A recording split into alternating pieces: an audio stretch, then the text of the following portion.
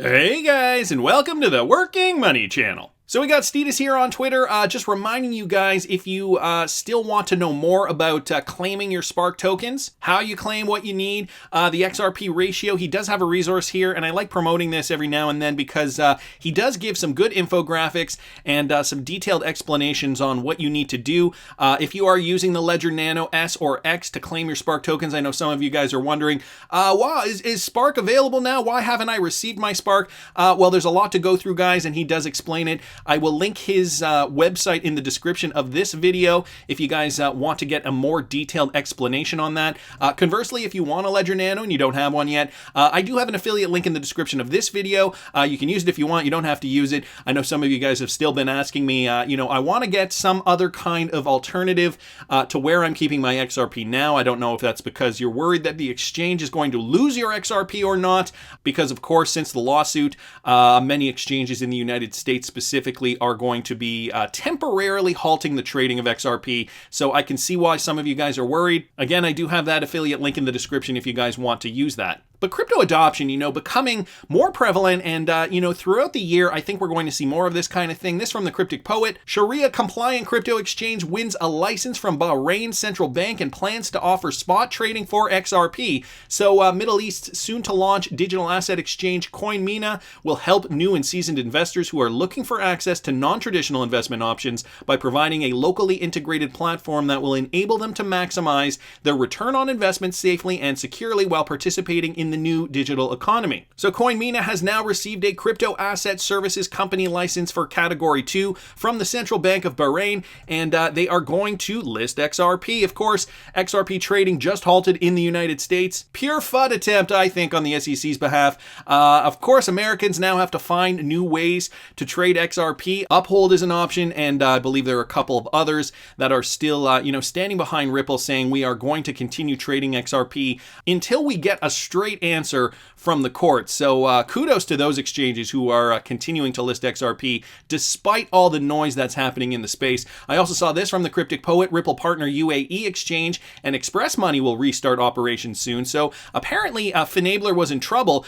Two flagship brands of the troubled Finabler group, UAE Exchange and Express Money, are expected to restart operations soon following the recapitalization and revamping of the global payment solution firm. A consortium of Prism Group of Israel and Abu Dhabi's Royal Strategic Partners, which reached a pact in December to acquire the debt-ridden Finabler for a nominal initial considering of $1, has appointed Moelis & Company as its advisors. And as you guys know, UAE Exchange did partner with Ripple for instant cross-border payments back in February of 2018. So another Ripple connection there. In this morning's video, I did talk about Ripple expanding into this digital economy, staying on track to do what they're doing. A new Ripple's Insights just came out, and I talked a little bit about how that is coinciding with what Glenn Hutchins was talking about at the Davos conference. I'm going to link that video up here in the top right hand corner if you guys didn't catch that. But this to me just goes to the point that cryptocurrencies, whether it's CBDCs or specific projects in the space, are going to be the future. They're going to move value. Ripple is definitely going to be part of this. They already are. They're not letting the SEC tamp them down. And cryptocurrency investors, if you're invested now, you will likely have incredible stories about accumulating vast amounts of wealth through cryptocurrency investing to tell your grandkids. I am not joking. And I think that's obvious, guys. Just look at the landscape here. This from XRPCRYPTOWOLF. Harvard, Yale, Brown, and University of Michigan endowments have been buying cryptocurrency for at least a year now. So this coming from COINDESK, some of the largest university endowment funds in the US have been quietly buying cryptocurrency for the past year or so through accounts held at Coinbase and other exchanges. According to two sources familiar with the situation, Harvard, Yale, Brown, and the University of Michigan, as well as several other colleges, have been buying crypto directly on exchanges. Several Ivy League endowments took an interest in blockchain technology via crypto-focused venture capital funds back in 2018. There are quite a few, said a source who asked to remain unnamed. A lot of endowments are allocating a little bit to crypto at the moment. So these are big businesses, and I know it's education, but universities, especially these high-profile American universities, big businesses, they don't mess around with their money. And so if they were buying a year ago, they were definitely in the know, buying low, not jumping on board now like I'm sure some people are, getting excited, FOMOing into the market. That said though, of course, it's better to get in if you still see some potential upside. So I'm not saying it's a bad thing. I'm just saying I wouldn't do it because that's not my strategy. I like getting in when there's despair, when there's blood in the streets. That's when I bought most of my cryptocurrency positions. I just recently bought a little more XRP because of the SEC lawsuit, and to see XRP being under 30 cents again, I did not think I would see in 2021. So full disclosure, last week I did buy more XRP. I think I did mention that already. Nevertheless, I think you guys get where I'm going with this. Universities buying cryptocurrencies, and they have been buying, not this year, up to a year ago, and some are suggesting even as early as 2018. So a couple of years ago now. Very interesting to note. And the use cases. We got to think about the use cases for crypto. It's not just going to be for investing. This from DJ Peter Vass. Real estate is ready for tokenization. And I've heard about real estate before being tokenized through smart contracts. One of the industries where tokenization will soon be a game changer is the real estate sector. Using blockchain, it is possible to tokenize houses, apartments, and properties and represent them on the blockchain. This will shake up the real estate market and inevitably change this rather traditional industry. Blockchain has great potential because it creates trust and helps shape a world of frictionless transactions. Tokenization will solve, among other things, liquidity problems in the commercial real estate sector. It offers many forms of application, and the pioneers in the industry are already leading the way in developing promising projects. Guys, I will link this entire article in the description if you want to read further. Basically, the need for real estate agents, I think, unfortunately, if you are a real estate agent, might be coming to an end. I was talking to a real estate agent. This was back in 2018, actually, when I first started this channel, and I was telling him, I'm like, yeah, I'm into crypto, and I do this little channel. I think I had a few thousand subscribers at the time. He said he was really interested in Ethereum because of the smart contract capability, and he said, to be honest with you, my job is going to be obsolete in a few years. With smart contracts, people can buy and sell houses without that middleman, and I think we're going to see a lot of that friction be alleviated through processes like smart contracts, and we're already seeing it today. So he was saying, for example, if you have a real estate agent, they have to first of all find the house that might interest you as a buyer. Then they have to contact the seller's agent, get the keys, arrange for the keys, let you into the house. And then if you're interested in the house, there's all the paperwork. But all that can be put on the blockchain, basically. If A, then do B. If B is accomplished, do C. If it's not accomplished, do D, so on and so forth. I'm really simplifying it here. But of course, this is a complicated process that can be put on the blockchain, that can be done basically like that without a middleman. And so I think we're going to see a lot more of this occur in the future. You guys have heard of the automation of jobs? Yeah, that's coming around the corner. It's unfortunate because there are going to be a lot of people out of work, and they're saying that I think 30% of the jobs that exist today will not exist by the year 2030, which is now less than a decade away. I believe they were saying that in 2019 or 2020 even. Less than a decade away, 30% of the jobs we see today are no longer going to exist. What is that going to mean for the world? Think about that for a second, folks. This is why we invest in cryptocurrencies, right? We want to secure our financial future. We don't want to be left behind. We want to be the rich ones enjoying our lives. We want to be partying it up like a Rothschild, right? So speaking of Rothschild, Rothschild Investment Corp has increased its Gbtc holdings by 24%.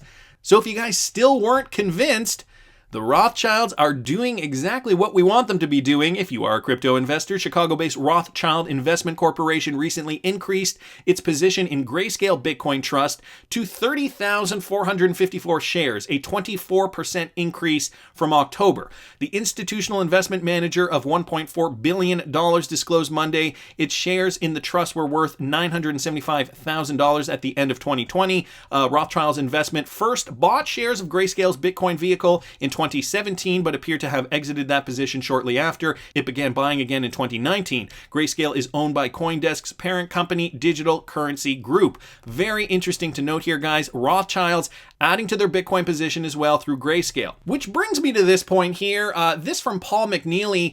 Well, this should help. And this has to do with regulatory clarity coming out of Washington. So DC think tank Coin Center receives a $1 million donation from none other than Grayscale. So Coin Center, the Washington, D.C.-based think tank, has received a $1 million donation from Grayscale Investments. Grayscale said Monday that on top of the direct donation, it would match up to $1 million in additional donations to the crypto policy-focused firm. We're grateful and humbled by the generous commitment from Grayscale and the ongoing commitment by so many other individuals and firms who supported us. This coming from Jerry Brito, Executive Director of Coin Center. He said that in a statement. The donation comes as activity on the U.S. government's crypto policies front continues to ramp up. Coin Center played a prominent role in marshaling opposition to the Trump administration's proposed wallet regulations unveiled last month in a particular and truncated public comment period. The future of that proposal is now unclear given recent moves by the new Biden administration, of course.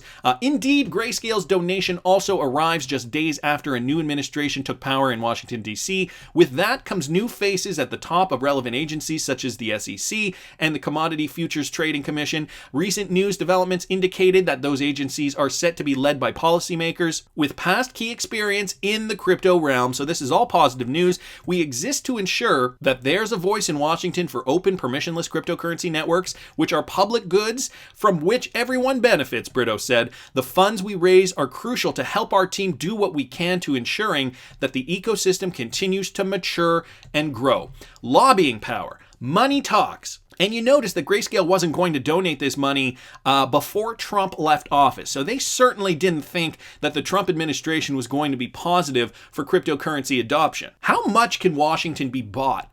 That's an interesting question that I've always thought. Paul McNeely also writes down here, crucial role in blocking the draconian FinCEN proposal on self-hosted wallet regulations. Yeah, money talks, especially in DC. DigiKnow's Assets apparently believes that DC can be bought. So it is an interesting question to ponder. I will link this in the description of the video. I wanted to bring this up to you guys as well. The 20 companies and groups that spent the most money to influence lawmakers. This from back in 2019, but I think it's very relevant still. Just going to go over some of these. Southern Company, which focuses on American gas and electricity utility, spent $12.3 million in 2018. So these numbers are going to be for 2018. Okay, Facebook spent $12.6 million lobbying in 2018. Lockheed Martin, defense giant, they spent $13.2 million in 2018. The NCTA, Internet and Television Association, $13.2 million. Bayer, $13.4 million. National Association of Broadcasters, $14.1. Northrop Grumman, the defense contractor Northrop Grumman, spent $14.3 million as well. We got Amazon here. Interesting to note down here, Amazon, which announced their intent to build 2 new headquarters in Virginia and New York in 2018, spent $14.4 million on lobbying. They ultimately pulled out of building the new facility in New York. So when these guys want to do something, they tend to spend a little bit of coin on their efforts to make sure that their voices are heard. Comcast spent $15 million in 2018. We've got Boeing here, $15.1 million. AT&T, $18.5 million. And we're noticing a trend here, guys. A lot of communications companies and also defense companies. Boeing is an airliner. And then we've got medical companies as well. Check this out. The American Medical Institution, not a company, but an institution, $20.4 million. We've got Alphabet, of course, the parent company of Google, $21.7 million. Goes to the film, television, and media category. Business Roundtable, $23.1 million. More medical companies like Blue Cross Shield, $23.6 million. American Hospital Association, $23.9 million. Pharmaceutical Research and Manufacturers of America, $27.9 million. Here's one that's interesting. The Open Society Policy Center, this funded by George Soros, $31.5 million in 2018. And the National Realtors Association, $72.8 million in 2018. But the biggest one, guys, the U.S. Chamber of Commerce. The U.S. Chamber of Commerce spent a whopping $94.8 million on lobbying in 2018. The group is the largest spender in 2018, focusing on pushing business-oriented public policy. So if you think that number is big, how big do you really think the cryptocurrency industry is going to be compared to all this? This $1 million donation from Grayscale is just the beginning. They're even willing to match $1 million in additional donations to the crypto policy-focused firm. So how much lobbying power and money are we going to see pour in Washington in 2021? Think of the Harvards and the Yales of the world. How much do they have riding on this? How about the Rothschilds? Do you think they want to see their portfolios erode because of bad policy? I think this is just the beginning, guys. Washington, a new administration. I think there's going to be a shift in lobbying dollars focused around cryptocurrency adoption, but that's just my opinion. I want to hear what you guys think. Please subscribe to the channel if you haven't already. Like the video if you like the content I'm providing. I always love hearing your comments. See you in the next one, guys.